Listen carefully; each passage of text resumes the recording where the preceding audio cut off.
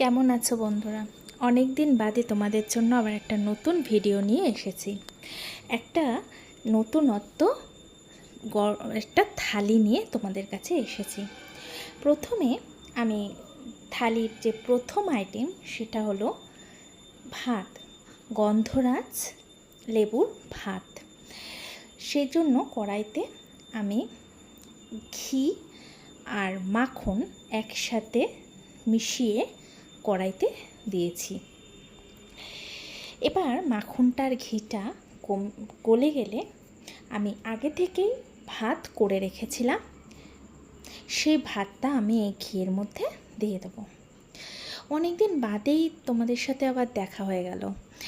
একটু কিছু ব্যক্তিগত কারণের জন্য আমি ঠিক ভিডিও নিয়ে আসতে পারিনি, সেই জন্য অনেক অনেক সরি তোমাদের কাছে। আর এসেছি যখন একটা বড়সড় রেসিপি নিয়েই এসেছি। বড়সড় রেসিপি বলতে একটা থালি, নববর্ষের থালির কথা তোমাদের হয়তো মনে আছে, যদি মনে না থাকে তোমরা দেখে নিতে পারো আমার প্রোফাইলে গিয়ে। তো সেরকমই একটা গরমকালের একটা থালি, হালকা পাতলা। গরমের অসহ্য বৈশাখ জ্যৈষ্ঠ মাসে আমরা বেশি কিছু খেতে পারি না, আবার মাছ মাংস না হলেও আমাদের ঠিক জমে না, তাই হালকা একদম লাইট খাবারের সম্ভার নিয়ে এক থালি তোমাদের সামনে নিয়ে এসেছি। তো আমি ভাতটা দিয়ে দিয়েছি, এর মধ্যে দিয়ে মাখন আর যে ঘিয়ের মধ্যে যে ভাতটা দিয়েছি সেটা একটু ভালো করে মিশিয়ে নিচ্ছি।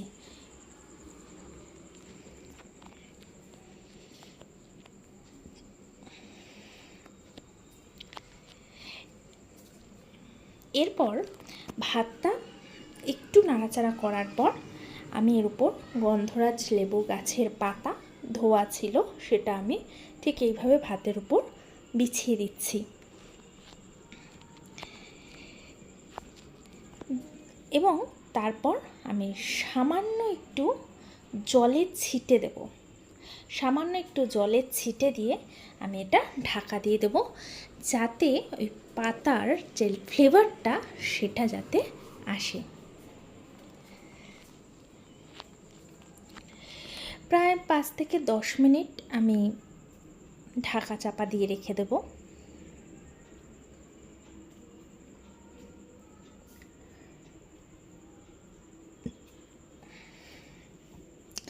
তা তোমরা কেমন আছো সেটা কিন্তু অবশ্যই জানিও। আমার ভিডিও পাওনি বলে নিশ্চয়ই তোমাদের চিন্তা হচ্ছিল, সেও আমি জানি। তাই তোমাদের কাছে খুব তাড়াতাড়ি আমি ভিডিও নিয়ে চলে এলাম। তারপর আমি ওর মধ্যে আগে গন্ধরাজ লেবু গোল করে কেটে রেখেছিলাম সেটা ভাতের উপর দিয়ে দিলাম। দিয়ে আমি একটু না উল্টেই, যেহেতু আমার ঢাকা চাপা ছিল এমনি ভাতটা ফ্লেভার হয়ে গেছে, আমি তুলে নিলাম পাত্রে।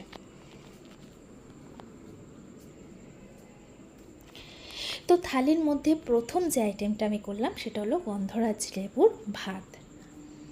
এরপর আমি করব ডাল। তো মুগ ডাল করব। মুগ ডালটা হালকা একটু কড়াইতে ভেজে নেব, খুব লাল করে না, হালকা একটু ভেজে নিলেই হবে মুগ ডালটা। আমরা তো পেঁয়াজ ফোড়ন দিয়ে মুসুর ডাল খেয়েছি, কিন্তু বেরেস্তা দিয়ে মুগ ডাল কখনো কি আমরা করেছি? দেখে নিন কীভাবে করতে হয়। মুগ ডালটা হালকা করে ভাজা হয়ে গেলে আমি কড়াইতে সর্ষের তেল দিয়ে দিলাম।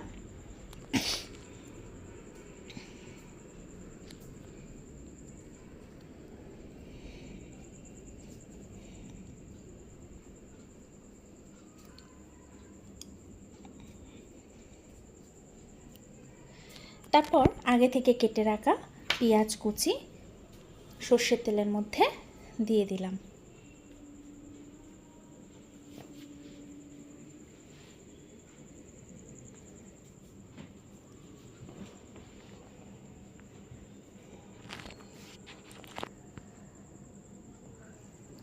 তো থালির প্রথম আইটেম গন্ধরাজ লেবুর ভাত, তারপর আমি করছি বেরেস্তা দিয়ে সোনা মুগ ডাল। পেঁয়াজটা কিন্তু বেরেস্তার মতনই লাল করে, যেমন আমরা বিরিয়ানির বেরেস্তা ভেজে থাকি ঠিক সেইভাবেই কিন্তু পেঁয়াজটা ভাজতে হবে।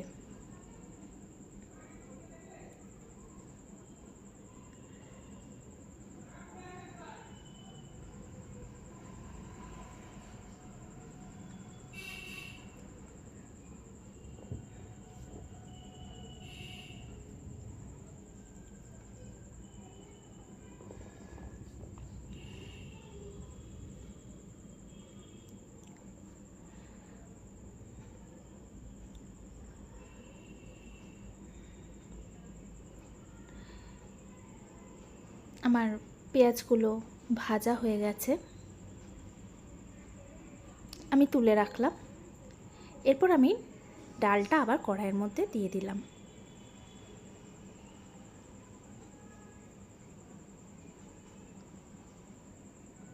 ডালটা সেদ্ধর জন্য পরিমাণ মতন জল,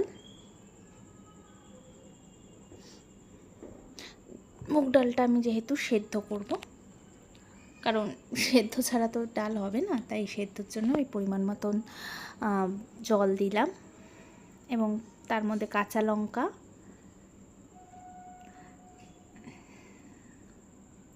দিয়ে আমি ডালটা সেদ্ধ করে নিচ্ছি।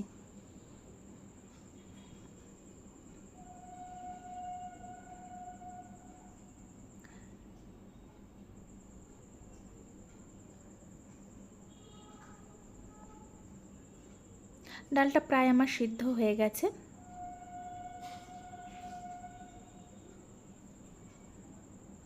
হওয়ার পর আমি তেজপাতা আর জিরে ফোড়ন দিয়ে ডালটা আমি আবার ঢেলে দিলাম। তেজপাতা আর সাদা জিরে ফোড়ন দিয়ে আমি ডালটা আবার ঢেলে দিলাম।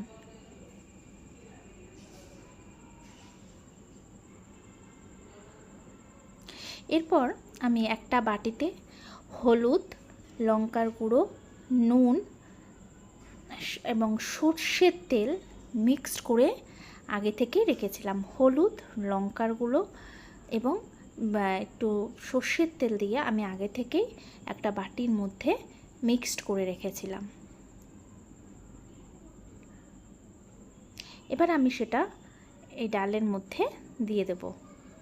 সবই কিন্তু আমি 1 চা চামচ করেই নিয়েছি।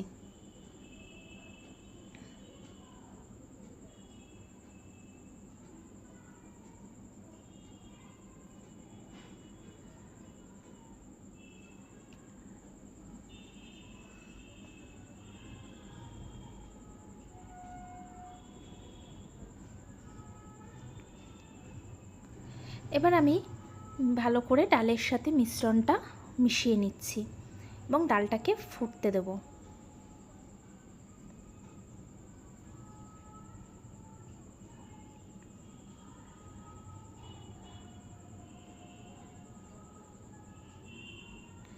ঘি দিয়ে দিলাম।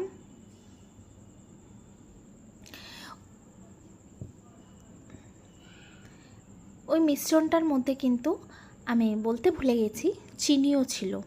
যেহেতু মুগ ডাল, চিনি না দিলে ভাল লাগবে না, তাই মিশ্রণটার মধ্যে কিন্তু হলুদ, নুন, সর্ষের তেল এবং তার সাথে চিনি এবং নুন দিয়ে আমি মিশ্রণটা করেছিলাম। ঘি দিয়ে আমি ফুটিয়ে নেব ডালটা। তারপর আমি বেরেস্তাগুলো যে ভেজে রেখেছিলাম সেই বেরেস্তাগুলো ডালের মধ্যে দিয়ে দেব।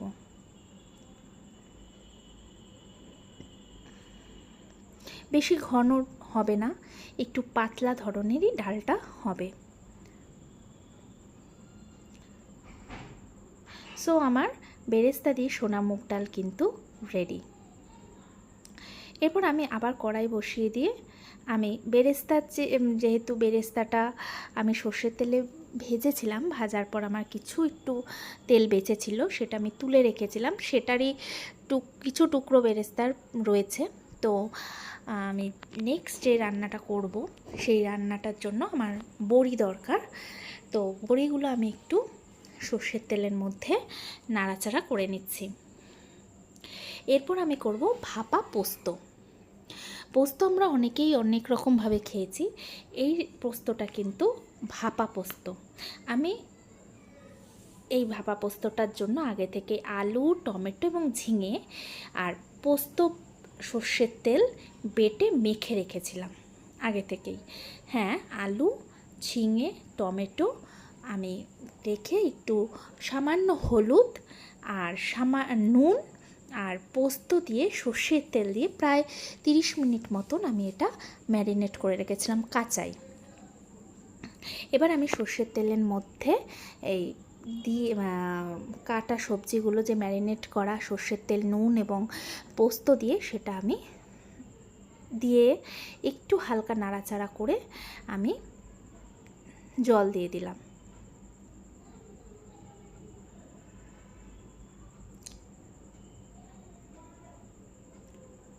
বেশি জল দেওয়া যাবে না, কারণ ঝিঙে থেকে অলরেডি জল বেরোবে, টমেটো থেকেও বেরোবে, তাই অল্প পরিমাণ জল দিলাম। কিন্তু জলটা এমন দিতে হবে যাতে সবজিগুলো সিদ্ধ হয়ে যায়।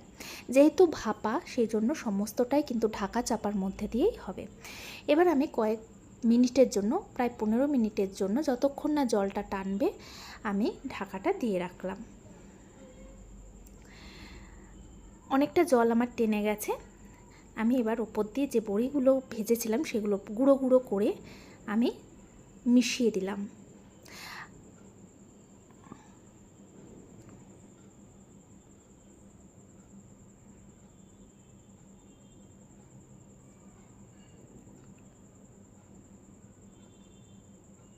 যেহেতু পোস্ত, তাই বেশি হলুদ দিলাম না, অল্পই হলুদ, কিন্তু আমি যখন ম্যারিনেট করেছিলাম সেই সাথেই মিশিয়ে দিয়েছিলাম। আলাদা করে কিন্তু আমি আর হলুদ, নুন কিছুই দিইনি।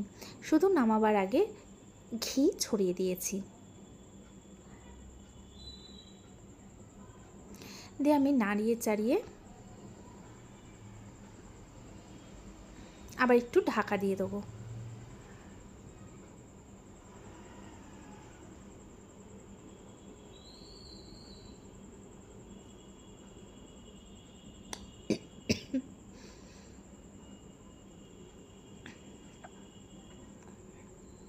তো থালির আমার 3 নম্বর যে রেসিপিটা ভাপা পোস্ত, সেটাও প্রায় শেষের দিকে। আমার পোস্ত প্রায় রেডি হয়ে গেছে। এরপর আমি যেটা করব, সেই জন্য সাদা তেল লাগবে, সর্ষের তেল নয়, এতে কিন্তু আমার সাদা তেল লাগবে।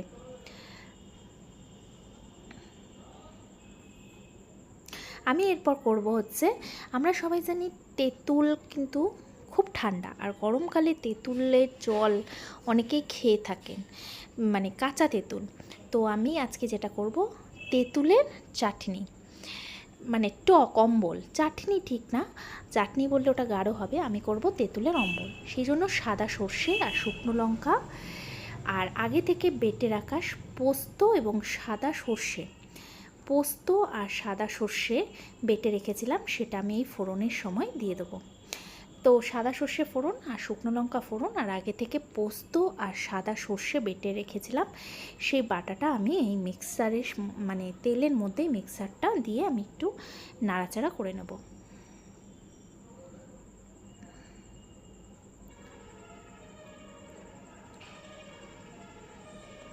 আমি আগে থেকেই তেঁতুলটা জলে ধুয়ে কাঠটা বের করে রেখেছিলাম, বীজগুলো ফেলে দিয়ে আমি জলের মধ্যে পুরো কাইটা গুলে রেখে দিয়েছিলাম একটা বাটির মধ্যে। তার মধ্যে একটু নুনও দিয়ে দিয়েছিলাম।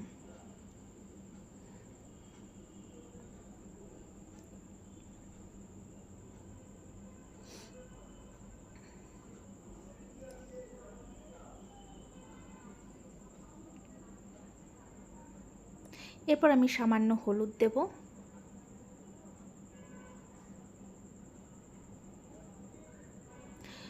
নুন দেব। কাদের মধ্যেও কিন্তু নুন রয়েছে, তাই অল্প পরিমাণে নুন দেব। দিয়ে আমি ভালো করে মিশিয়ে নিচ্ছি।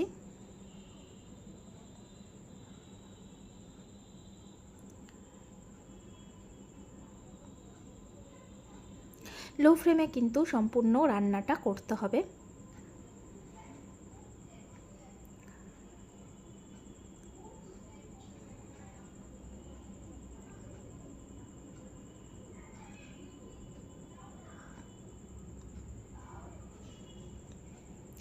এরপর আগে থেকে যে তেঁতুলের যে বলেছিলাম কাতটা বের করা রয়েছে সেটা আমি এর মধ্যে ঢেলে দিচ্ছি। ঢেলে দিয়ে আমি যে মিক্সচারটা ছিল পোস্ত সর্ষের মিক্সচারটার সাথে ভালো করে মিশিয়ে নিচ্ছি।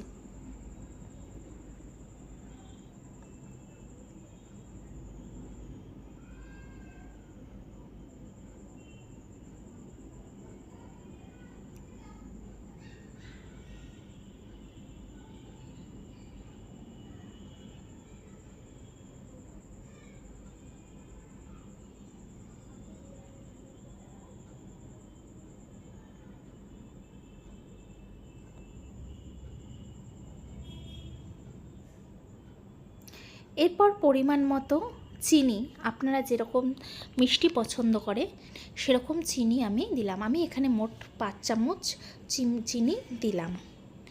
আপনারা যদি আরও বেশি মিষ্টি পছন্দ করেন আরও মিষ্টিও দিতে পারেন, আর যদি মিষ্টি পছন্দ না করেন, টক পছন্দ করেন, তাহলে চিনি কমও দিতে পারেন। এবার চিনিটা ভালো করে মিশিয়ে নিয়ে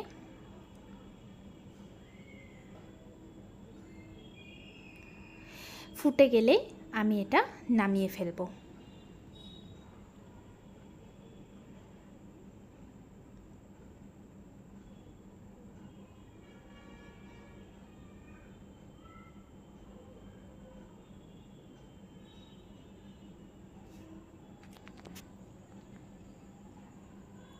এরপর আমি যেটা করব সেটা হলো রুই মাছের পেটির কাটলেট। আমি আগে থেকে রুই মাছটা আদা বাটা, রসুন বাটা, পেঁয়াজ বাটা, নুন লঙ্কা দিয়ে ম্যারিনেট করে রেখেছিলাম, আর মুসুর ডাল বেটে রেখেছিলাম। মুসুর ডালটার বাটা ছিল, যার মধ্যে লঙ্কাও ছিল। যেমন আমরা বড়া করি না মুসুর ডালে, সেই মুসুর ডালের বড়ার সময় যেরকম আমরা বাটি, সেরকমভাবেই মুসুর ডালটা বেটে নিতে হবে লঙ্কা দিয়ে এবং সামান্য নুন দিয়ে। আর মাছটা প্রায় আধ ঘন্টা আগেই পেঁয়াজ বাটা, রসুন বাটা, আদা বাটা দিয়ে এবং সামান্য ভিনিগার, নুন, হলুদ, গুঁড়ো লঙ্কা দিয়ে আগে থেকেই ম্যারিনেট করে কিন্তু মাছগুলো রেখে দিতে হবে প্রায় আধ ঘন্টা মতন। তো আমি ম্যারিনেট করে মসুর ডাল বাটাটার মধ্যে, এবার ম্যারিনেট যে মাছটা, সেই মাছটা ওই মসুর ডাল বাটার মধ্যে মাখিয়ে রেখে দিয়েছি। আমি পুরো প্রসেসটা এখানে দেখাতে পারলাম না, কারণ যেহেতু এটা থালি অনেক বড় ভিডিও হয়ে যাবে, সেই জন্য আমি পুরো প্রসেসটা দেখালাম না। যদি আমি এরপর শুধুমাত্র কোনো সময় আবার ওই মসুর ডাল বাটা দিয়ে রুই মাছের কাটলেটটা যদি আমি আবার বানাই, এটাকে বানাই, তাহলে তখন আমি পুরো প্রসেসটা আপনাদের আবার দেখাবো। এটা যেহেতু থালির মধ্যে আমি দেখালাম, তাই আমি পুরো প্রসেসটা এখানে দেখাতে পারলাম না। এবার সাদা তেলের মধ্যে গরম হয়ে গেলে আমি মাছটা মসুর ডালের মধ্যে, কোনো রকম মসুর ডালে কিন্তু জল ফল কিচ্ছু মিক্স হবে না, বাটাটা একদম শুকনো করে হালকা পরিমাণ জল থাকবে সেরকমভাবেই কিন্তু মাখাতে হবে, না হলে কিন্তু মাছটা থেকে খুলে যাবে। তো আমি মাছটা তেলের মধ্যে দিয়ে ভেজে নেব। মাছের পিস যদি আরও পাতলা আপনারা চান, সেই পাতলাও করতে পারেন।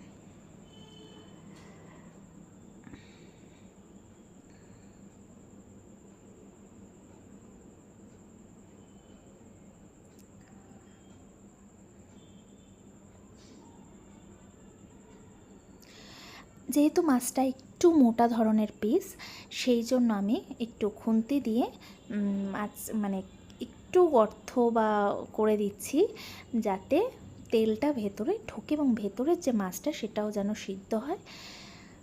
এরপর আমি পরের রেসিপিটা যেটা করব সেটা হলো চিকেন বিন্দুয়ালি।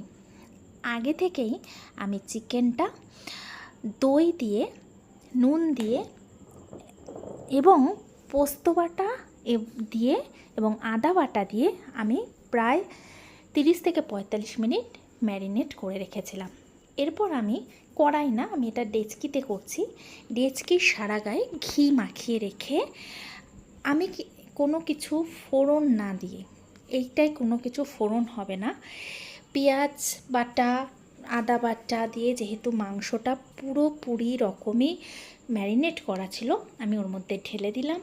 এবং ঢেলে দেওয়ার পর এরপর আমি এর ওপর দিয়ে লঙ্কার গুঁড়ো এবং কালার হওয়ার জন্য কাশ্মীরি লঙ্কা, নুন এবং সামান্য পরিমাণ চিনি দিয়ে ভালো করে মিশিয়ে নিচ্ছি।